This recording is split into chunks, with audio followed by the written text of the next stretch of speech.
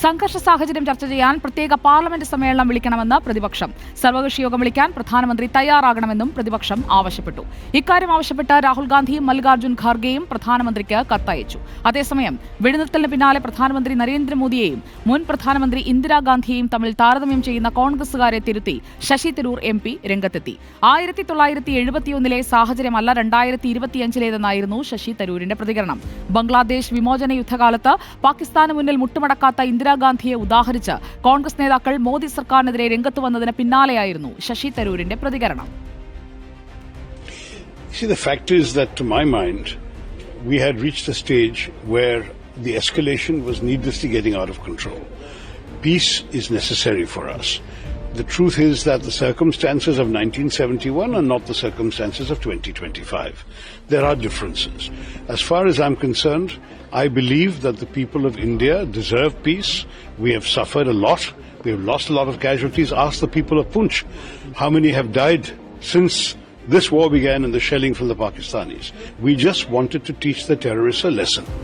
No one should be allowed to get away with killing innocent Indian civilians. So I'm in favor of peace, but I do not in any way suggest that we should stop the quest to find these terrorists and bring them to justice. VS Ranjith ചേരുന്നു നമുക്കൊപ്പം. Good evening VS Ranjith. Rahul ഗാന്ധിയും മല്ലികാർജ്ജുൻ ഖാർഗെയും പ്രത്യേക parliament സമ്മേളനമാണ് ഇപ്പോൾ demand ചെയ്തിരിക്കുന്നത്. ഒരുപക്ഷെ അതിലേക്ക് എത്തിയേക്കാം. എന്നാൽ കോൺഗ്രസിന്റെ പ്രാദേശികമായിട്ടുള്ള നേതാക്കളടക്കം, കേരളത്തിൽ നിന്നുള്ള നേതാക്കളടക്കം ഇന്ദിരാഗാന്ധിയെയും 1971 ഇന്ത്യ എടുത്ത നിലപാടിനെയും ഒക്കെ താരതമ്യം ചെയ്യുകയാണ്. യുദ്ധം ഒഴിവാക്കുന്നതിനായി അതോടൊപ്പം കൃത്യമായ മറുപടി കൊടുത്ത് തിരിച്ചു വരുന്ന ഭീകരതയ്ക്കെതിരായ നീക്കങ്ങൾ നടത്തുന്ന രാജ്യത്തെ എതിർത്തുകൊണ്ടൊക്കെയുള്ള സമീപനങ്ങൾ ഉണ്ടാകുമ്പോഴാണ് ശശി തരൂർ ഇക്കഴിഞ്ഞ ദിവസങ്ങളിൽ എല്ലാം തന്നെ ഇന്ത്യയുടെ നിലപാട് ലോകത്തോട് വിളിച്ചു പറയുന്നതിന് രാഷ്ട്രീയം മറന്നുകൊണ്ട് നിൽക്കുന്ന ഒരു ശശി തരൂരിനെ നമ്മൾ കാണുന്നത്. അതേ ശശി തരൂർ തന്നെയല്ലേ ഇപ്പോഴും സംസാരിക്കുന്നത്, നമ്മൾ കേൾക്കുന്നത്? രഞ്ജിത്ത്. സുജ, തീർച്ചയായിട്ടും ശശി തരൂരിൻ്റെ സംസാരം അല്ലെങ്കിൽ ശശി തരൂരിൻ്റെ പ്രതികരണം എന്ന് പറയുന്നത് കോൺഗ്രസ് പാർട്ടി സ്വീകരിക്കുന്ന നിലപാടിൽ നിന്ന് വളരെ വ്യത്യസ്തമായിട്ടാണ്. പഹൽഗാം ഭീകരാക്രമണം ഉണ്ടായതിനു ശേഷം കോൺഗ്രസിൻ്റെ മറ്റ് നേതാക്കന്മാരുടെ പ്രതികരണത്തിന് വളരെ വ്യത്യസ്തമായിട്ടായിരുന്നു. ദേശീയതയ്ക്കൊപ്പം അല്ലെങ്കിൽ സൈന്യത്തിനൊപ്പം എന്ന നിലപാടുമായി അദ്ദേഹം മുന്നോട്ട് പോയി. അതേ നിലപാട് തന്നെയാണ് വെടിനിർത്തൽ പ്രഖ്യാപിക്കപ്പെട്ട ശേഷവുമുള്ളത്. പ്രത്യേകിച്ച് വെടിനിർത്തൽ പ്രഖ്യാപിക്കപ്പെട്ട് 24 മണിക്കൂറിനകം കോൺഗ്രസ് നേതാക്കന്മാർ സർക്കാരിനെ കുറ്റപ്പെടുത്തി രംഗത്തെത്തിയിരുന്നു. ഈ ഡൊണാൾഡ് ട്രംപിൻ്റെ മീഡിയേഷൻ, അമേരിക്കയുടെ മീഡിയേഷൻ വഴി എങ്ങനെയാണ് ഇത്തരത്തിലുള്ള ഒരു വെടിനിർത്തൽ ഉണ്ടായത്? ട്രംപ് എന്തിനാണ് ഇതിൽ ഇടപെട്ടത്? ഇതിൽ വാഷിംഗ്ടണിൽ നിന്നൊരു അറിയിപ്പ് ആദ്യം എങ്ങനെ ഇതിൽ വന്നു? സിംല കരാർ ഇപ്പോൾ നിലവിലില്ലേ? അതായത് ഇന്ത്യയും പാകിസ്ഥാനും തമ്മിലുള്ള പ്രശ്നം പരിഹരിക്കുന്നതിൽ ഒരു മീഡിയേഷൻ പാടില്ല എന്നുള്ളതാണ് 1971 സിംല കരാർ പ്രകാരമുള്ള പ്രധാനപ്പെട്ട ഉപാധി.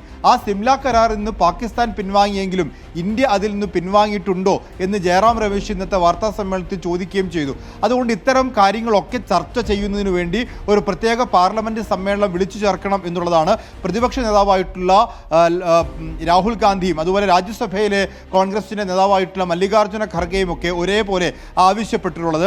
ഏപ്രിൽ 28 അതായത് പഹൽഗാം ഭീകരാക്രമണത്തിന് ശേഷവും ഇതേ ആവശ്യം കോൺഗ്രസിന്റെ ഭാഗത്തുനിന്നുണ്ടായിരുന്നു. പക്ഷേ അന്നൊരു പാർലമെന്റ് സമ്മേളനം വിളിച്ചു ചേർക്കാൻ സർക്കാർ തയ്യാറായിരുന്നില്ല.